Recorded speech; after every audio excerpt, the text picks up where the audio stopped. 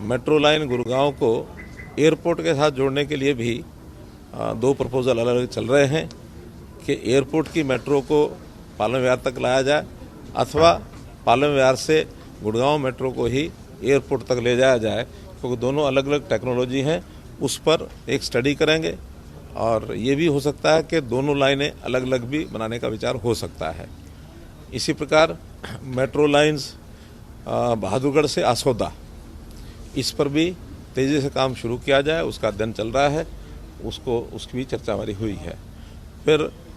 बल्लभगढ़ से लेकर पलवल तक इस लाइन को भी तेज़ गति से बनाया जाए। एम्स बाड़सा, इसको भी दो साइड से जोड़ने की बात आई है, एक गुरुग्राम सेक्टर 9 से एम्स बाड़सा और एक ये जो नजफगढ़ की लाइन है ढांसा बांध से लेकर के और एम्स तक, तो इसकी भी स्टडी ये की जाएगी। और मेट्रो के साथ साथ जो RRTS की यानी regional rail service, rapid rail service इसको कह सकते हैं, इस पर भी एक लाइन सराय काले खां से पानीपत तक जो पहले प्रपोज्ड है वो सैंक्शनड है, उसको करनाल तक बढ़ा करके और इसको आगे बढ़ाया जाए, इस पर भी हम लोगों ने सहमति दी है, इसका अध्ययन कराया जाएगा। साथ जो सराय काले खां से धारूहेड़ा की जो लाइन है, इसको भी बावल और शाहजहाँपुर तक इसको बढ़ा करके और इसकी भी मंजूरी सैद्धांतिक रूप से दे दी गई है, इसका अध्ययन करके इसको भी चालू किया जाएगा। एक घोषणा हमने की थी जब मैं स्वयं मुख्यमंत्री था, तो गुरुग्राम से और फरीदाबाद मेट्रो की लाइन स्टडी करने के बाद ध्यान में आया कि मेट्रो की लाइन की बजाय RRTS जो रीजनल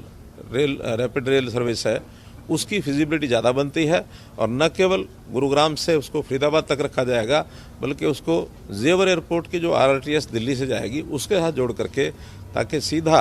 पालम एयरपोर्ट यानी दिल्ली का एयरपोर्ट और जेवर एयरपोर्ट उसके बीच में RRTS, इसका भी एक प्रकार से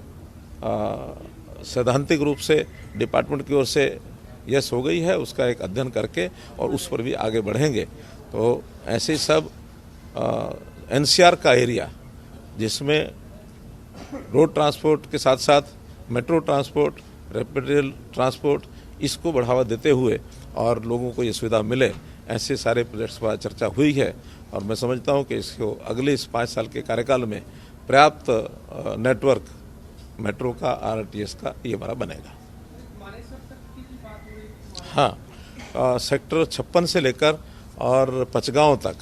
एक मेट्रो का ये प्रोजेक्ट भी आज उसको डिपार्टमेंट ने मंजूरी उसको देने के लिए इसलिए हमने हाँ कर दी है, क्योंकि उसमें हरियाणा के लोगों ने एक बड़ी जो घोषणा की है कि इस प्रोजेक्ट पर केंद्र की ओर से जो पैसे के इन्वेस्टमेंट की बात थी, उसको उन्होंने कहा हरियाणा अपनी ओर से ही और पूरा पैसा खर्च करेगा। इसलिए उसको जैसे ही DPR हमें मिलेगी, DPR के विदिन यानी 15 दिन हम उसकी मंजूरी दे देंगे ताकि उसको चालू कर सकें। वो मैंने सबसे पहले वही बताया कि जो गुड़गांव मेट्रो है, हाँ, गुड़गांव मेट्रो रेल सर्विस वो पालम विहार तक जो है वो पूरे गुड़गांव में जो हमारा चौक है कौन सा, जो पुराना स्टेशन मिलेनियम सिटी, वहाँ से वो शुरू होकर के और पूरे गुरुग्राम का एक प्रकार से वो उसमें उसकी यानी सर्विस जो है वो दी जाएगी, साइबर सिटी तक जाएगी पूरे गुरुग्राम का चक्कर लगाते हुए। तो इस प्रकार की लाइनों की ये चीज़ें हमने आज तय की हैं। और एक हरियाणा के नए चुनाव के बाद पहली हमारी ये मीटिंग थी, तो जितने भी प्रपोजल आए हैं प्राय सभी हमने उसको स्वीकार कर लिया।